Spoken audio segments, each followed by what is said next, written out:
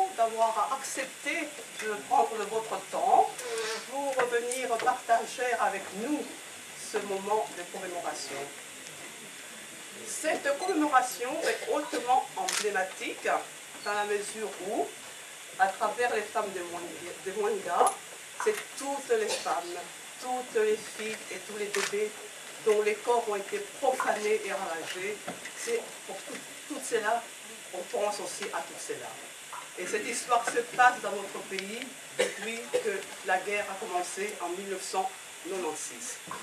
Par ailleurs, ce moment de commémoration, qui est un moment du devoir de mémoire, est aussi un moment pour dénoncer en fait la banalisation des viols dans une certaine presse. On a lu dans une certaine presse que le viol au Congo est une pratique culturelle. On a lu dans une certaine presse que le Congo est devenu la capitale mondiale des viols. On dénonce ça fermement parce que le viol au Congo, c'est une pratique nouvelle qui a été introduite suite aux guerres récurrentes justement. Une pratique qui consiste à terroriser les populations pour les obliger à quitter leur terre. Non, c'est pour ça qu'on dit non. Ce n'est pas une pratique culturelle, c'est un crime. Un crime qu'il faut condamner et on est là pour le dénoncer ensemble. Voilà, je vous remercie. Merci Wendy. Tout d'abord, permettez-moi de vous remercier tous au nom des différents partenaires de cette action, la SBL Opolimamu Toniboka, le collectif des femmes congolaises pour la paix, le CCAEB, et au nom de toutes les femmes victimes des viols et des violences en RDC et par le monde, parce que je pense que cette soirée était importante, cette commémoration était importante pour rendre hommage à ces femmes-là. Et je voudrais remercier en tout cas toutes les personnes de bonne volonté qui ont dénoncé et qui continuent à dénoncer ce qui se passe à l'est de la RDC. Je voudrais aussi remercier nos invités, Thierry Michel, Colette Breckman, qui quand je les ai appelés pour venir aborder la question, parce qu'ils travaillent beaucoup sur ces dossiers, ces thématiques, ont directement dit oui. Et ensemble, je pense que nous allons jeter les jalons pour les actions futures par rapport au plan d'action qu'on vous présentera par après. Je voudrais remercier aussi Isabelle Kempeners qui représente Viviane Tettelbaum, qui est la présidente du Conseil des femmes francophones de Belgique. Nous avons invité toutes les associations des femmes, toutes les personnes qui sont épris des droits de l'homme et surtout le droit et l'égalité des chances par rapport aux femmes. Donc beaucoup ont répondu positivement, mais malheureusement ne pouvaient pas être là parce que bon, voilà, le vendredi au Parlement, ce sont les plénières. Et hier, on a eu avec les CCIB et le Vroenrad, il y a eu la soirée, enfin la journée de femmes de paix. Donc il y a eu des invités et aujourd'hui, malheureusement, ils ne pouvaient pas être là parce qu'ils étaient avec ces invités qui, certains répartent aujourd'hui et d'autres répartiront peut-être dans les jours à venir. Donc ils étaient avec eux. En tout cas, ils sont de tout cœur avec nous. Madame Isabelle Simonis, la ministre de droit des femmes, aussi a répondu positivement. Elle n'a pas pu être là aujourd'hui parce qu'elle a lancé aussi l'action Alter Égale aujourd'hui, mais elle nous assure de son soutien et nous avons pris langue avec le chef de son cabinet, le directeur de son cabinet pour les actions futures et voir un peu dans quelle mesure on pourra collaborer ensemble avec elle. Permettez-moi, mesdames et messieurs, d'emblée de vous parler aussi du début de cette action. En fait, cette action, elle n'a pas commencé aujourd'hui. Cette action, elle a commencé il y a plus ou moins 1 an et demi. C'est avec mon ancien collègue Vincent Lurquin, député du groupe Écolo, qui est aussi, on le présentera tout à l'heure, qui est aussi avocat au tribunal pénal à la Cour pénale internationale et au tribunal pénal international pour le Rwanda, avec qui nous avons discuté, nous avons interpellé au Parlement quand j'étais là-bas sur les féminicides avec Viviane Tettelbaum et d'autres. Et partant de cela, nous avons décidé ensemble de pouvoir mener des actions par rapport à cela. Il était question que l'on parte, que l'on retourne dans l'est de la RDC, à Mwenga en particulier. Malheureusement, la période était mal choisie parce que c'était en fait à la veille des élections et nos partis respectifs nous ont demandé de ne pas y aller parce qu'il y avait des dépenses électorales, donc on a postposé et ces voyages est postposé pour début 2015. Nous partirons avec Vincent.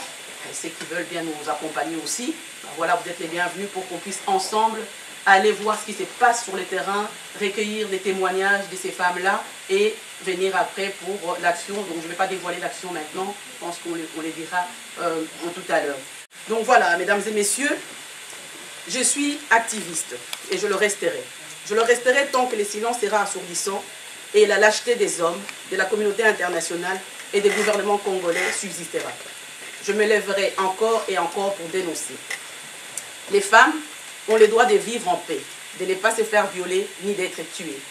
Ces droits, nombreux sont celles qui l'ont perdu dans les zones de conflit et ailleurs, même en dehors des périodes de conflit.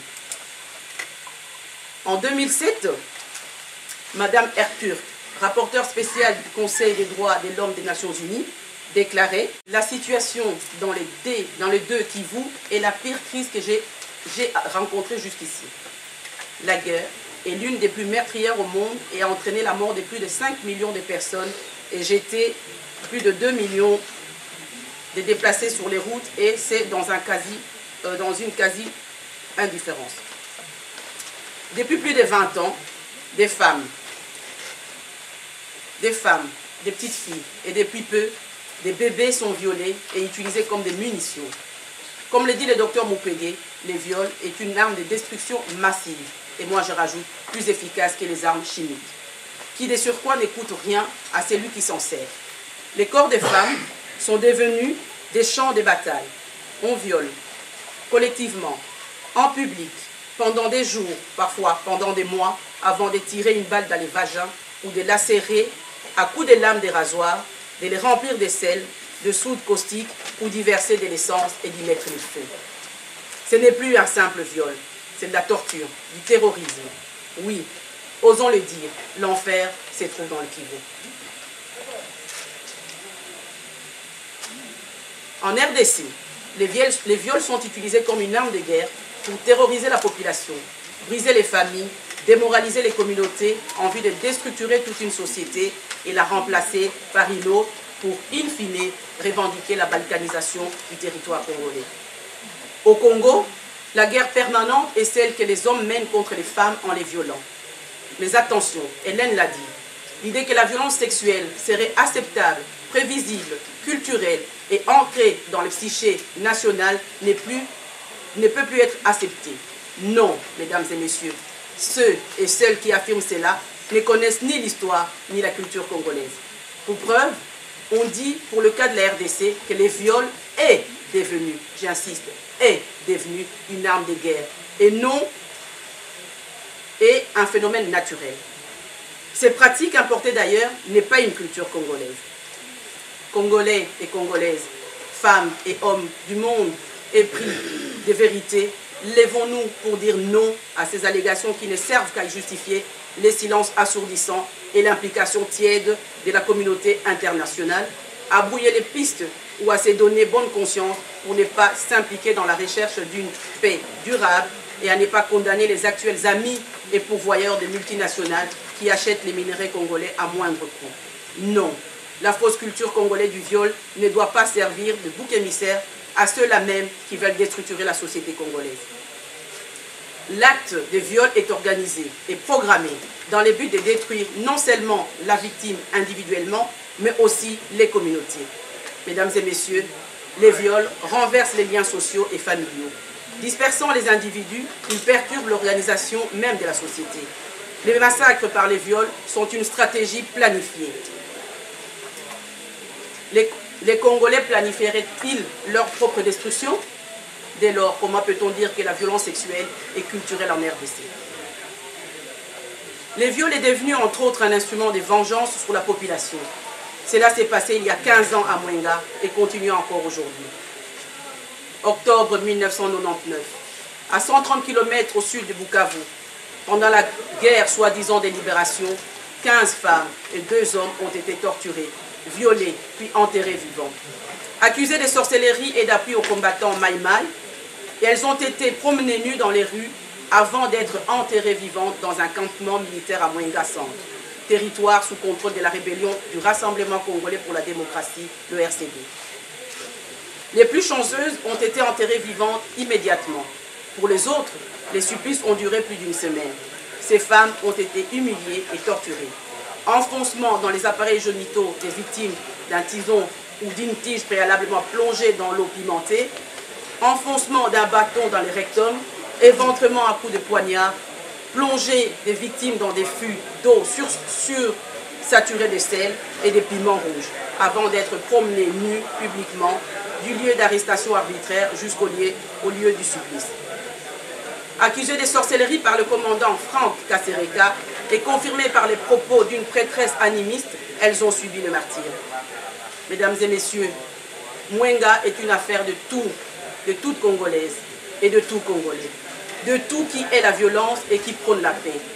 La barbarie des Mwenga, dans l'histoire de l'humanité, nous impose une prise de conscience univoque pour maintenir vivant la mémoire et les souvenirs de ces femmes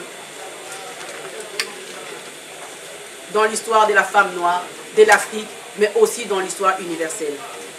Cette soirée vous est dédiée, vous, femmes noires, femmes congolaises, femmes courage, résistantes, qui avez payé de votre vie.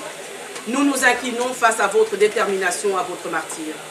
Pour vous, Kito Safi, Agnès Kunga, Monique Natukusu, Mbilisi Musombwa, Evelyne Bitondo, Dieudonné Mushimbwa, Sibazuri Zawadi, Kalifula Bungilila, Françoise Mwaouma, Wasiwa Mitiki, Nyasa Kasandula, Wakenge Toubou et Albertina Moutiki. Nous n'allons plus nous taire. Nous refusons d'être complices de ces meurtres et dénonçons le silence coupable de la communauté internationale et la responsabilité des gouvernements congolais dans l'impunité de votre assassinat. À travers vos meurtres, nous perpétuons aussi la mémoire des victimes innocentes de la guerre qui sévit à l'est de la RDC et dans les zones en conflit de par le monde. Nous réclamons que justice soit faite pour que les âmes de nos sœurs et frères reposent en paix et que le deuil soit enfin terminé pour leurs familles.